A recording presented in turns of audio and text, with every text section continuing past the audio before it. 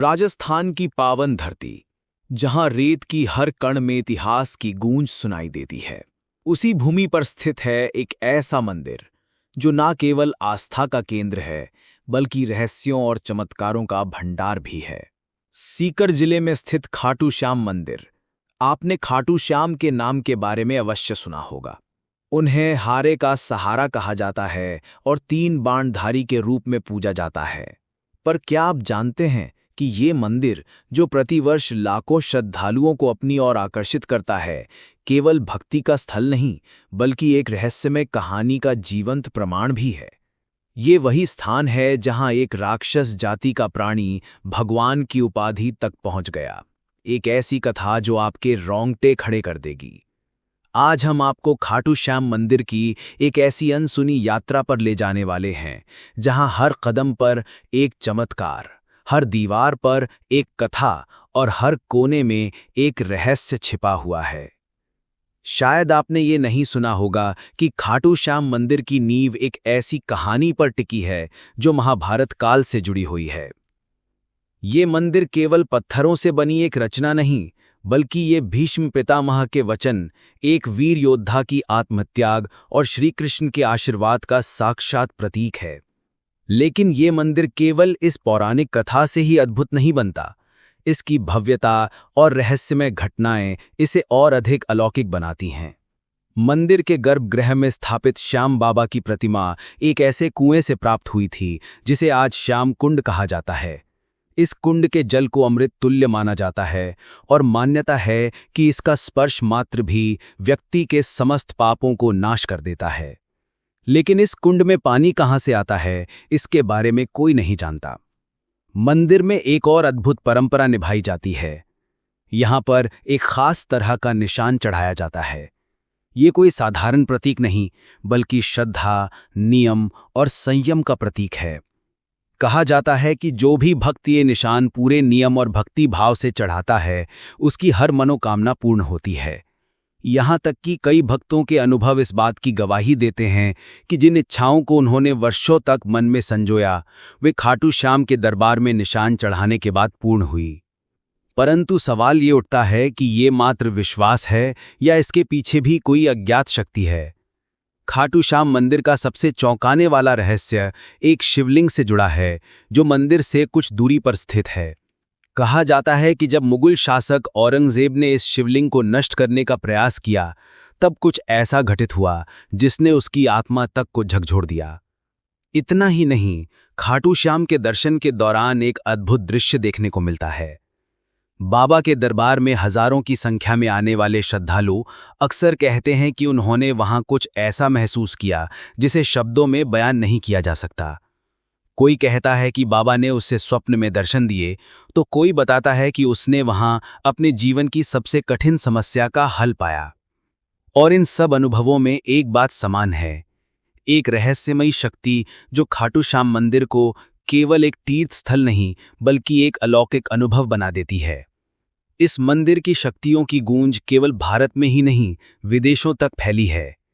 America, England और Australia जैसे देशों में बसे भक्त भी प्रतिवर्ष खाटू श्याम जी की निशान यात्रा में भाग लेने भारत आते हैं।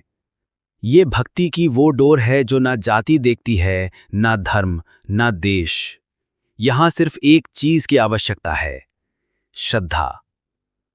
तो क्या आप तैयार हैं इस मंदिर के उन रहस्यों से पर्दा उठाने के लिए जो सदियों से छिपे हैं?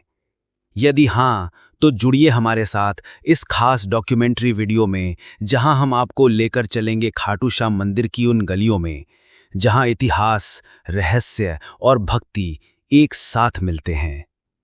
ये केवल एक यात्रा नहीं होगी, ये आपके विश्वास को एक नई दिशा देने वाली अनुभव यात्रा होगी। क्योंकि ये केवल एक मंदिर नहीं, एक चमत्कार है, खाटू श्याम का चमत्कार। चलिए अब बिना किसी देरी के आज की इस रहस्यमयी और दिलचस्प डॉक्यूमेंट्री को शुरू करते हैं। दोस्तों, खाटू श्याम जी को भगवान श्री कृष्ण के कलयुगी अवतार के रूप में जाना जाता है। राजस्थान के सीकर जिले में स्थित श्याम बाबा के भव्य मंदिर में दर्शन के लिए हर दिन लाखों भक्त पहुंचते हैं। मान्यता है कि श्याम बाबा सभी की मनोकामनाएं पूरी करते हैं और फर्श से अर्श तक पहुंचा सकते हैं। बाबा खाटू श्याम का संबंध महाभारत काल से माना जाता है। ये पांडुपुत्र भीम के पौत्र थे। पौराणिक कथा के अनुसार खाटू श्याम की अपार शक्ति और क्षमता से प्रभावित होकर श्री कृष्ण ने इन्हें कलयुग में अपने नाम से पूजे जाने का वरदान दिया था। लेकिन ये वरदान किस स्थिति में दिया गया है, इसके बारे में शायद ही आप जानते होंगे। हारे का सहारा खाटू श्याम हमारा, ये तो आपने अक्सर ही सुना होगा, लेकिन हारे का सहारा बनने के पीछे की कहानी से शायद ही आप परिचित होंगे। इन सभी सवालों के जवाब मिलेंगे आपको महाभारत की उस कथा में जो आपने नहीं सुनी होगी। तो आइए जानते हैं खाटू श्याम जी की इस पवित्र कथा के बारे में। दोस्तों, इस कथा की शुरुआत होती है एक भयानक षड्यंत्र से जो दुर्योधन ने 5 पांडवों को मारने के लिए रचा था। जैसा कि आप सभी जानते हैं कि महाभारत में कौरवों और पांडवों का युद्ध दर्शाया गया है। दुर्योधन हमेशा से ही पांडवों को पसंद नहीं करता था, जिसकी वजह से उसके अंदर पांडवों के प्रति इतनी ज्यादा घृणा थी कि वह उन्हें किसी भी कीमत पर मारना ही चाहता था। जब भीष्म पितामह ने धृतराष्ट्र से युधिष्ठिर का राज्याभिषेक कर देने के लिए कहा, तब दुर्योधन ने पिता धृतराष्ट्र से कहा, पिताजी, यदि एक बार युधिष्ठिर को राज सिंहासन प्राप्त हो गया तो ये राज्य सदा के लिए पांडवों के वंश का हो जाएगा और हम कौरवों को उनका सेवक बनकर रहना पड़ेगा। इस पर धृतराष्ट्र बोले, वत्स दुर्योधन, युधिष्ठिर हमारे कुल की संतानों में सबसे बड़ा है, इसलिए इस राज्य पर उसी का अधिकार है। फिर भी भीष्म तथा प्रजाजन भी उसी को राजा बनाना चाहते हैं। हम इस विषय में कुछ भी नहीं कर सकते। तुम पांडवों के रुकने का प्रबंध करो। धृतराष्ट्र के वचनों को सुनकर दुर्योधन ने कहा, ठीक है पिताजी, मैंने इसका प्रबंध कर लिया है, बस आप किसी तरह पांडवों को वाराणावत भेज दें। दुर्योधन ने वाराणावत में पांडवों के निवास के लिए पुरोचन नामक शिल्पी से एक भवन का निर्माण करवाया था, जो कि लाख, चर्बी, सूखी घास, मूज जैसे अत्यंत ज्वलनशील पदार्थों से बना था। दुर्योधन ने पांडवों को उस भवन में जला डालने का षड्यंत्र रचा था। धृतराष्ट्र के कहने पर युधिष्ठिर अपनी माता तथा भाइयों के साथ वाराणावत जाने के लिए निकल पड़े। दुर्योधन के षड्यंत्र के बारे में जब विदुर को पता चला तो वे तुरंत ही वाराणावत जाते हुए पांडवों से मार्ग में मिले और उन्होंने दुर्योधन के षड्यंत्र के बारे में बताया। फिर उन्होंने कहा कि तुम लोग भवन के अंदर से वन तक पहुंचने के लिए एक सुरंग अवश्य बनवा लेना, जिससे कि आग लगने पर तुम लोग अपनी रक्षा कर सको। मैं सुरंग बनाने वाला कारीगर चुपके से तुम लोगों के पास भेज रहा हूं। जिस दिन पुरोचन ने आग प्रज्वलित करने की योजना बनाई थी, उसी दिन पांडवों ने गांव के ब्राह्मणों और गरीबों को भोजन के लिए आमंत्रित किया। रात में पुरोचन के सोने पर भीम ने उसके कमरे में आग लगाई। धीरे धीरे आग चारों ओर लग गई। लाक्षागृह में पुरोचन तथा अपने बेटों के साथ भीलनी जलकर मर गई। लाक्षागृह के भस्म होने का समाचार जब हस्तिनापुर पहुंचा तो पांडवों को मरा समझकर वहां की प्रजा अत्यंत दुखी हुई। दुर्योधन और धृतराष्ट्र सहित सभी कौरवों ने भी शोक मनाने का दिखावा किया और अंत में उन्होंने पुरोचन, भीलनी और उसके बेटों को पांडवों का शव समझकर अंत्येष्टि करवा दी। लाक्षागृह की सुरंग से निकलकर पांडव जिन हिंडनी नदी किनारे पहुंच गए थे, जहां पर विदुर द्वारा भेजी गई एक नौका में सवार होकर वे नदी के उस पार पहुंच गए। नदी पार पहुंचने के बाद वो सभी एक जंगल में पहुंचे। वहीं पर हिड्डिम नाम का राक्षस अपनी बहन हिडिंबा के साथ रहता था। हिड्डिम हिडिंबा पर अपना जोर चलाता था और उससे मानवों का मांस लाने के लिए कहता था। मजबूरी में हिडिंबा को भी ऐसा करना ही पड़ता था। रात के समय जब सभी पांडव सो रहे थे तो उनमें से भीम सभी का पहरा दे रहे थे। जब हिडिंबा अपने भाई हिड्डिम के आदेश पर पांडवों को मारने के लिए गई, तभी उसकी नजर भीम पर गई और वो भीम को देखकर मोहित हो गई और उनसे प्रेम करने लगी। भीम को मोहित करने के लिए हिडिंबा ने सुंदर अप्सरा का रूप धारण किया और भीम के पास गई। लेकिन इसी बीच हिडिंबा का भाई हिड्डिम वहां आ गया, जो पांडवों को मारकर उनका मांस खाना चाहता था। उसने भीम पर हमला कर दिया, जिससे भीम और हिड्डिम के बीच युद्ध छिड़ गया। इस युद्ध में भीमसेन की विजय हुई और हिड्डिम मारा गया। इसके बाद हिडिंबा अपने असली रूप में आई और उसने भीम के सामने विवाह का प्रस्ताव रखा। लेकिन भीम ने यह कहकर विवाह से इनकार कर दिया कि तुम राक्षस कुल की हो। इसके बाद हिडिंबा माता कुंती के पास गई, उनसे भीम और अपने विवाह की बात कहने लगी। तब कुंती विवाह के लिए तो मान गई, लेकिन उन्होंने हिडिंबा के सामने एक शर्त भी रख दी। शर्त के अनुसार भीम हिडिंबा के साथ केवल तब तक ही रहेगा जब तक कि उन्हें संतान की प्राप्ति नहीं हो जाती। हिडिंबा भीम के साथ विवाह करना चाहती थीं, इसलिए वो इस शर्त को मान गई। इसके बाद दोनों का गंधर्व विवाह हुआ और वो जंगल में साथ रहने लगे। कुछ समय बाद हिडिंबा और भीम का एक पुत्र भी हुआ, जिसका नाम घटोत्कच रखा गया। समय बीता और घटोत्कच का विवाह दैत्य राज मोरा की बेटी अहिलावती के साथ हुआ, जिन्हें मौरवी और कामकांतिका के नाम से भी जाना जाता है। घटोत्कच और अहिलावती के 2 पुत्र हुए। घटोत्कच के एक पुत्र का नाम बर्बरीक और दूसरे का नाम अंजन पर्वा रखा गया। बर्बरीक ने शस्त्र, शास्त्र और अन्य सभी ज्ञान अपनी मां अहिलावती का आशीर्वाद लेकर प्राप्त किए। उन्होंने ही बर्बरीक को भगवान शिव की तपस्या करने के लिए प्रेरित किया, जिसके बाद भगवान शिव ने बर्बरीक से प्रसन्न होकर उन्हें 3 अभेद्य बाण दिए, जो कि पूरी सेना का विनाश कर वापस तरकश में आ सकते हैं। समय बीता और जब कौरव और पांडवों के बीच युद्ध होना था, तब बर्बरीक ने युद्ध में भाग लेने का निर्णय लिया। अब वैसे तो देखा जाए बर्बरीक को पांडवों की तरफ से ही लड़ना था, लेकिन इसी बीच उनका एक वचन था जो उन्होंने अपनी मां से लिया था कि वे हमेशा हारे की तरफ से ही लड़ेंगे। उनका ये वचन ही आगे चलकर हारे का सहारा नाम की नींव बना।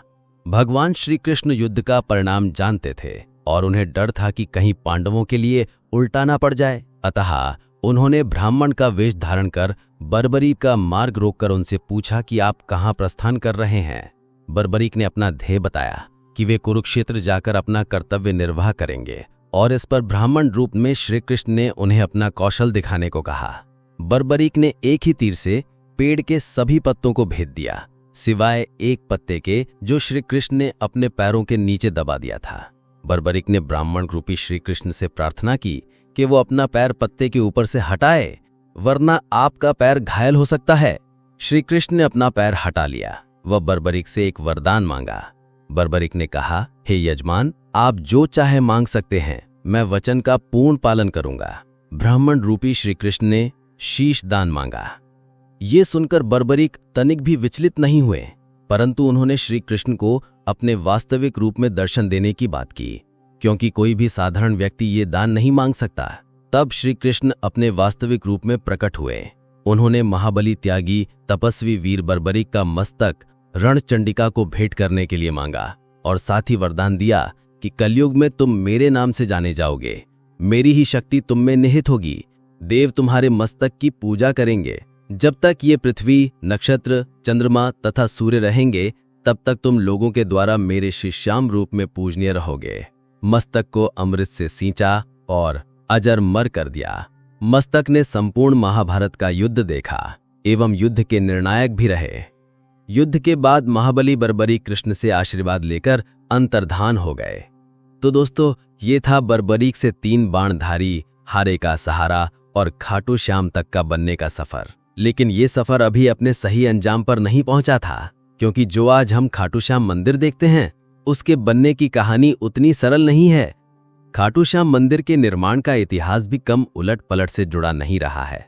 आइए अब जानते हैं खाटू श्याम मंदिर के निर्माण का संपूर्ण इतिहास। वीडियो में आगे बढ़ने से पहले आपसे एक निवेदन है कि यदि अभी तक आपको ये वीडियो पसंद आ रहा है तो इसे एक लाइक और कमेंट में जय श्री खाटू श्याम जरूर से लिखें।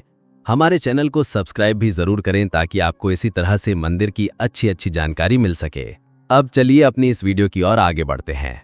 कहते हैं कि जब समय चुप होता है तब इतिहास बोलता है, और ऐसा ही एक इतिहास आज भी राजस्थान की धरती पर गहराई से दफन है।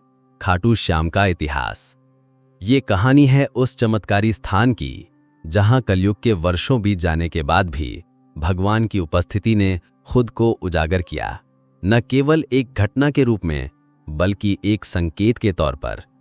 राजस्थान के सीकर जिले में स्थित खाटू नामक गांव, जो कभी साधारण सा प्रतीत होता था, अचानक आस्था और रहस्य का केंद्र बन गया। ये उस समय की बात है जब इस स्थान की धार्मिक पहचान अब तक धुंधली थी, किंतु एक दिन जब एक गाय एक विशेष स्थान पर पहुंची तो कुछ ऐसा हुआ जिसने सबका ध्यान खींच लिया। गाय जैसे ही उस जगह पहुंची जहां बाद में रहस्य उजागर हुआ, उसके थनों से अपने आप दूध बहने लगा। ये दृश्य किसी चमत्कार से कम नहीं था। ग्रामीण स्तब्ध रह गए, और जैसे जैसे इस बात की चर्चा फैली, लोगों ने उस जगह को खोदने का निर्णय लिया। जब जमीन की परतें हटाई गईं, तो वहां से जो निकला वो एक साधारण वस्तु नहीं थी। वहां दबा हुआ था एक सिर, एक दिव्य मुखाकृति जिसने युगों से खुद को इस धरती के भीतर छुपा रखा था। इस रहस्यमय सिर को ग्रामीणों ने श्रद्धा से उठाया और एक ब्राह्मण को सौंप दिया। ब्राह्मण ने कई दिनों तक उसकी विधिवत पूजा की, ये जानने की प्रतीक्षा करते हुए कि अब आगे क्या करना है। लेकिन जिस उत्तर की उसे प्रतीक्षा थी वो एक दिव्य स्वप्न के रूप में खाटू के तत्कालीन राजा रूप सिंह चौहान को प्राप्त हुआ। स्वप्न में उन्हें आदेश मिला कि इस सिर के लिए एक मंदिर का निर्माण किया जाए जहां इसे विधिपूर्वक स्थापित किया जाए। राजा ने इस दिव्य आज्ञा का पालन किया और सन 1027 ईस्वी में फाल्गुन शुक्ल एकादशी के दिन उस पवित्र मूर्ति को स्थापित कर एक भव्य मंदिर का निर्माण करवाया गया। समय बीतता गया और वर्षों बाद 1720 ईस्वी में मारवाड़ के तत्कालीन शासक के निर्देश पर दीवान अभय सिंह नामक एक प्रतिष्ठित रईस ने इस प्राचीन मंदिर का जीर्णोद्धार करवाया। यहीं से खाटू श्याम मंदिर ने अपनी वर्तमान भव्यता प्राप्त की। जो मूर्ति गर्भगृह में विराजमान है वह अत्यंत दुर्लभ पत्थर से निर्मित है और आज भी उसी अलौकिकता के साथ पूजनीय है। खाटू श्याम आज न केवल राजस्थान बल्कि पूरे भारत में लाखों परिवारों के कुल देवता है। गुजरात के अहमदाबाद के पास लांभा गांव में स्थित खाटू श्याम का एक और मंदिर इस बात का प्रमाण है कि बाबा का आशीर्वाद हर दिशा में फैला है। यहाँ श्रद्धालु अपने नवजात शिशुओं को बाबा का आशीर्वाद दिलाने लाते हैं, क्योंकि यहाँ बाबा को बलिया देव के रूप में भी पूजा जाता है। मंदिर की वास्तुकला, उसकी हर ईंट, हर पत्थर में भक्ति की भाषा बोलती है। चूने के मुर्तार, सफेद संगमरमर और पारंपरिक टाइलों का सुंदर संगम इस संरचना को कलात्मक बनाता है। गर्भगृह के शटर चांदी की परतों से सजे हैं और मुख्य प्रार्थना कक्ष, जिसे जगमोहन कहा जाता है, वहां की दीवारें पौराणिक चित्रों से भरपूर है। हर चित्र एक कथा, हर रंग एक आस्था। मंदिर के मुख्य द्वार से प्रवेश करते ही सामने एक विशाल खुला प्रांगण दिखाई देता है, जहां श्रद्धालु बाबा के दर्शन के लिए पंक्तिबद्ध होते हैं। प्रांगण से कुछ दूरी पर स्थित है श्याम बगीची, एक सुंदर पुष्प वाटिका जहां से केवल चुने हुए पुष्प ही देवता को अर्पित किए जाते हैं। इसी बगीचे में बाबा के एक महान भक्त आलू सिंह की समाधि भी स्थित है, जो आज भी श्रद्धालुओं के लिए प्रेरणा का स्रोत है। परंतु इस पवित्र स्थान का सबसे रहस्यमय स्थल है श्याम कुंड, एक पवित्र जलाशय जहां से कभी बाबा श्याम का शीश प्राप्त हुआ था। श्रद्धालुओं की मान्यता है कि इस कुंड में स्नान करने से सारे पाप धुल जाते हैं और व्यक्ति को जीवन में परम शांति प्राप्त होती है। लोग सच्चे मन से डुबकी लगाते हैं और बाबा से अपने जीवन के कष्टों से मुक्ति की प्रार्थना करते हैं। कहा जाता है कि इस कुंड में पानी सीधा पाताल लोक से आता है, और यह सच भी लगता है, क्योंकि देखने पर आपको इसके आसपास कोई ऐसा सोर्स नजर भी नहीं आता है। इस कुंड की यह बात इसे और भी ज्यादा शक्तिशाली और रहस्यमयी बना देती है। मुख्य मंदिर से दक्षिण पूर्व दिशा में स्थित है गोपीनाथ मंदिर और इसके समीप ही स्थित है गौरी शंकर मंदिर, एक और दिव्य स्थल जिसकी कहानी दिल दहला देने वाली है।